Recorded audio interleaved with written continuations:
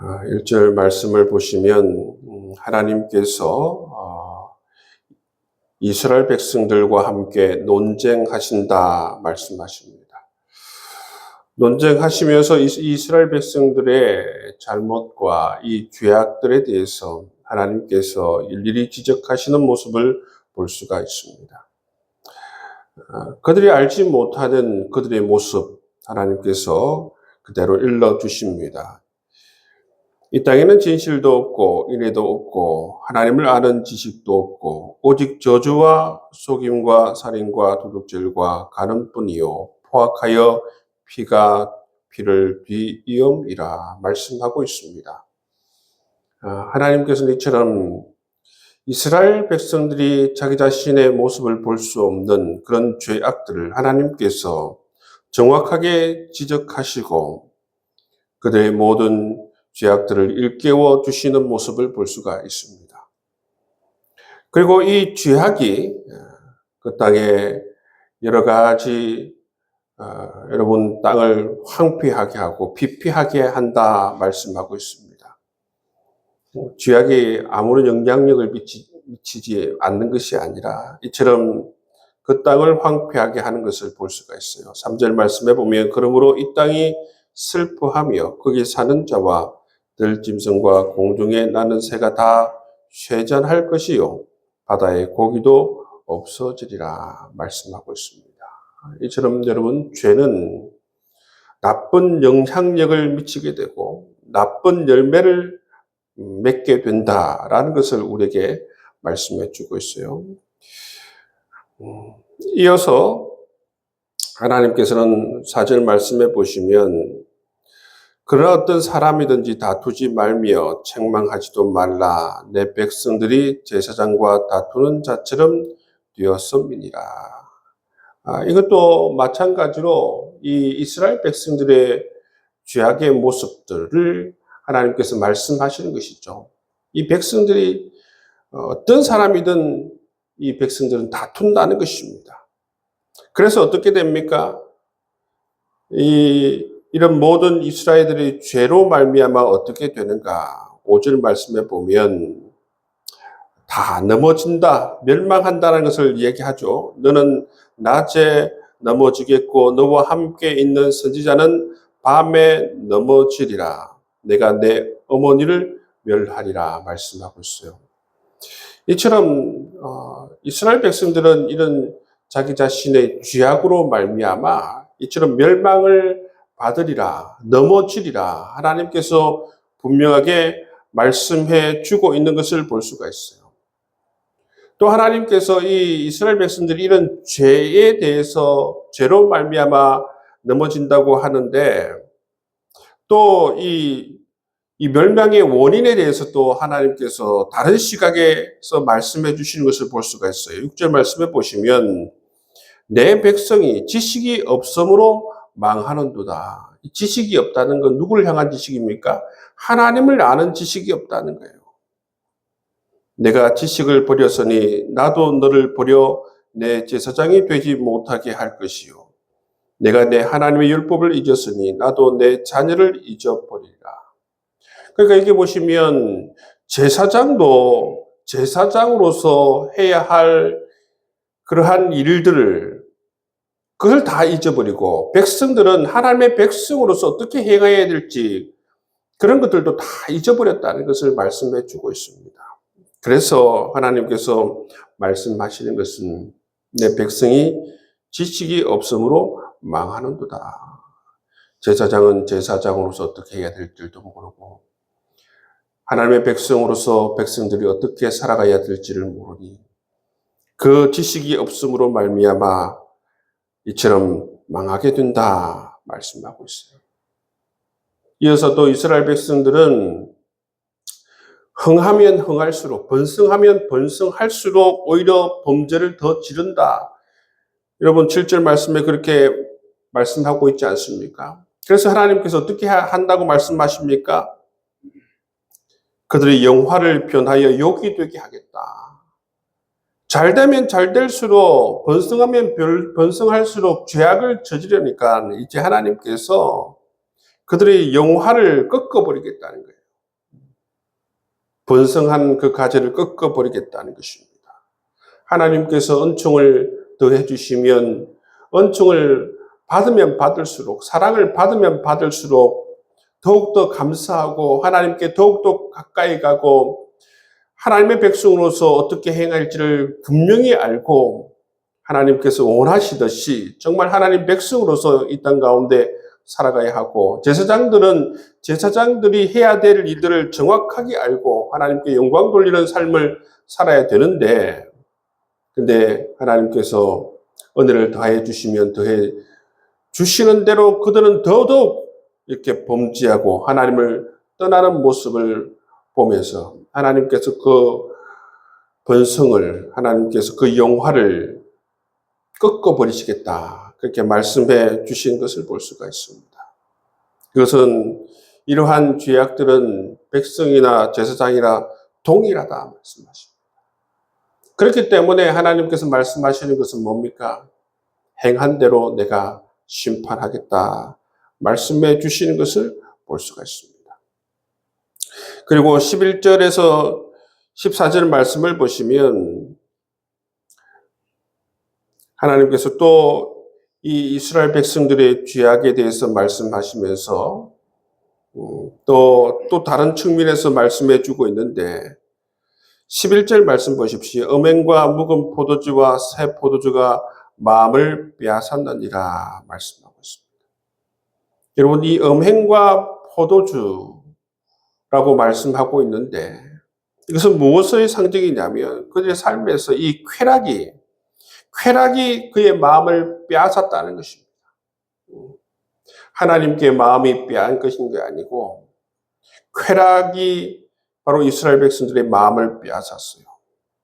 하나님 위에 이처럼 마음을 빼앗는 것, 쾌락이 빼앗든지 아니면 이처럼 물질이 빼앗든지 아니면 권력이 마음을 빼앗든지 이렇게 하나님께 마음을 빼앗긴 것을 하나님께서 지적하고 있다는 것입니다. 이렇게 음행과 이 쾌락에 이 마음을 빼앗기니까 어떻게 됩니까? 분별력을 잃어버린다는 것입니다. 분별력을 잃어버려서 이 백성들이 어떻게 합니까? 12절 말씀에 보면 내 백성이 나무에게 묻고 그 막대기는 그들에게 고한다 말씀하고 있습니다. 하나님께 물어야 되는데 하나님의 백성이 나무에게 묻는다는 것입니다. 이 나무라는 건 뭡니까? 나무로 조각한 신들을 얘기하는 거예요. 그 당시에 이 바알과 아스타 이 신들을 향하여서 그들 신들을 향하여서 그들의 삶을 묻지 않습니까? 하나님 기가 차는 것이죠.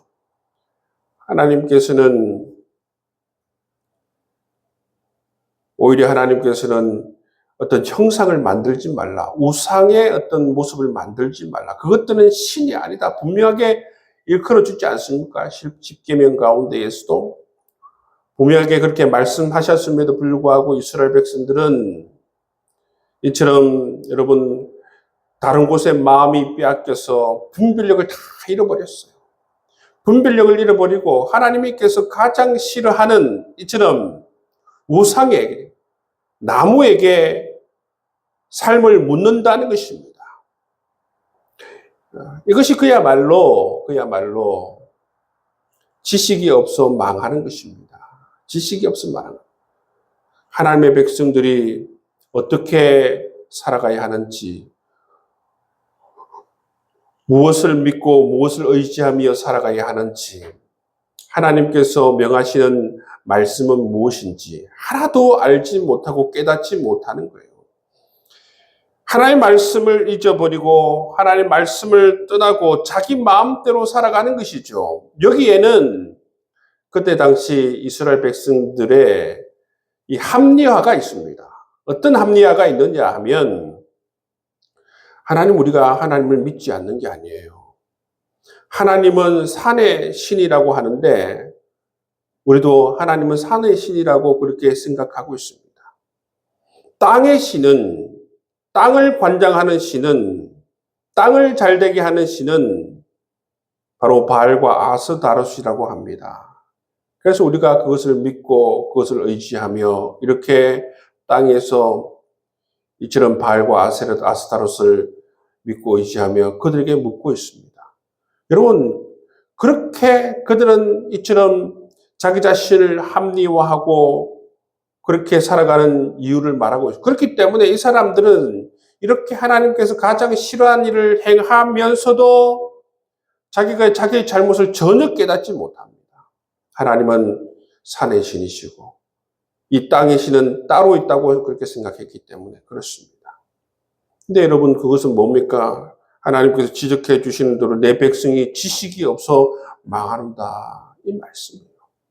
언제 하나님은 산의 신이다 말씀한 적이 있습니까? 그것은 바로 하나님을 믿지 않는 그 가나안 땅에 사는 사람들이 그렇게 생각했는데 그 생각이 이스라엘 백성들을 삼켜서 이스라엘 백성들도 동일하게 그렇게 생각하고 살아가고 있다는 것입니다. 그래서 이스라엘 백성들도 이처럼 잘못된 생각을 가지고 잘못된 생각에 기반한 믿음을 가지고 그들의 삶을 살아가다 보니 이처럼 여러분 우상을 섬기는 그런 지경까지 이른 것을 볼 수가 있어요. 여러분, 하나님 말씀을 우리가 정확하게 알고 하나님께서 일러주시는 것을 정확하게 우리가 여러분 깨닫는 게 필요합니다. 이스라엘 백성들처럼 이처럼 여러분 세상 가운데에서 이처럼 물들어서 세상 사람들이 하는 생각을 그대로 가지고 합리화하기 시작하면 이처럼 하나님을 떠나게 되고 하나님께 범죄하게 되는 것을 볼 수가 있는 것입니다. 그래서 하나님께서는 이 이스라엘을 향한 마음을 버렸습니다. 16절 말씀에 보면 이스라엘이 어떻게 평가하고 있습니까? 이스라엘은 완강한 암소처럼 완강하니 이제 여호와께서 어린 양을 넓은 들에서 먹임같이 그들을 먹이시겠느냐 말씀하고 있습니다. 완강한 암소라고 얘기합니다. 그래서 어떻게 합니까? 17절 말씀해 보시면 에브라임이 우상과 연합하였으니 버려두라 말씀합니다. 여러분, 가장 강력한 심판은 뭐냐면 버려두는 거예요. 포기했다는 것입니다. 이스라엘을 하나님께서 포기하였습니다. 그래서 15절 말씀해 보면 이스라엘아 너는 음행하여도 유다는 죄를 범하지 못하게 할 것이라 말씀하고 있어요. 이 북이스라엘을 하나님께서 이제 심판하시겠다 작정하시고 버려두었다는 것입니다. 그렇지만 이제 앞으로 남아있는 유다는 너희의 길을 가지 못하도록 내가 막겠다, 그런 말씀을 하시는 것을 볼 수가 있습니다. 이처럼 하나님을 아는 지식이 없음으로 말미암아 세상과 연합하고 분별력을 잃어버린 이 북이스라엘을 향하여서 하나님께서 버리시겠다 말씀하는 거예요. 여러분, 이처럼 죄악이 무섭습니다. 이 죄악을 합리화하는 것은 더더욱 무섭습니다. 죄악을 합리화하면 돌이킬 수 있는 방법이 전혀 없습니다. 완강한 암소같이 말하지 않습니까? 아무리 말해도 하나님은 산의 신이지 않습니까? 그 생각이 굳어져 있기 때문에 하나님께서 말씀을 통하여서 말씀해도 받아들이지 않는 것입니다. 땅의 신은 바알입니다. 이미 그러한 믿음이, 그러한 생각이 이스라엘 백성들을 점령하고 있기 때문에 어떤 말도 통하지 않는 것입니다. 그렇기 때문에 뭐가 필요합니까? 이 생각을 변하게 하는 그런 계기가 필요하다는 것입니다. 그래서 하나님께서는 아수르를 이 이스라엘의 막대기로 사용하시는 것을 볼 수가 있어요. 여러분, 하나님께서 말씀하실 때에 그것을 알아듣고 내가 잘못 생각하고 있구나, 잘못 알고 있구나 깨닫고 올바른 분별력을 가지게 되면 왜 하나님께서 아수르를 여러분 진노의 막대기로, 징계의 막대기로 사용하시겠습니까? 전혀 알아들을 그러한 여러분 이스라엘 백성들이 아니기 때문에 완강한 암소같이 그렇게 여겨졌기 때문에 하나님께서는 이제 포기하고 버려두라 말씀하시는 것을 볼 수가 있습니다. 근데 여러분, 하나님께서 이스라엘을 완전히 포기한 것 아닙니다. 오늘 이 호세아서 말씀을 보면 이러한 이스라엘을 하나님께서 완전히 포기한 건 아니고 어떻게 하시겠다고 말씀하십니까? 이 고멜을 안으로 맞이하고 또 이 바람을 핀 이 고멜을 다시 불러서 재차 여러분 이 호세아가 함께 살아가기를 그러한 요청을 하는 것처럼 하나님께서는 이러한 지경에 있는 이스라엘 백성들을 사랑하시고 또 하나님께서 이들을 품으시는 모습을 우리가 볼 수가 있습니다. 정확하게 하나님께서 오늘 이 이스라엘 백성들의 죄악에 대해서 말씀하신 것은 이 죄악을 깨닫는 것이 깨닫고 또 회개하는 것이 바로 하나님께로 돌아오는 길임을 하나님께서 말씀해 주기 위해서 이렇게 이스라엘 백성들의 죄악을 지적하는 모습을 볼 수가 있습니다. 여러분, 우리가 살아가면서 이 이스라엘 백성들의 저지른 이 잘못들 우리가 기억해야 돼요. 말씀을 떠나서 자기 생각으로 어떤 자기만의 암과 자기만의 믿음을 가진다는 것이 정말로 이렇게 위험한 것이구나라는 것을 우리가 깨닫는 것이 필요합니다. 여러분, 언제나 우리가 이 말씀의 거울에 우리 자신을 비추어야 돼요. 말씀의 거울에 우리 자신을 비추어서 그 말씀의 거울에서 우리 자신을 잘못했다 말씀하시며 우리의 길을 수정하는 것이 정말로 필요하다는 것입니다. 그래야만이 여러분 더 큰 심판을 받지 않습니다. 언제나 하나님께서 말씀의 거울로 우리 자신을 비추어 주실 때 우리가 겸손히 하나님 말씀을 받아들이고 하나님 말씀에 순종하여서 그렇게 살아갈 수 있는 저와 여러분 될 수 있기를 주의 이름으로 축복합니다.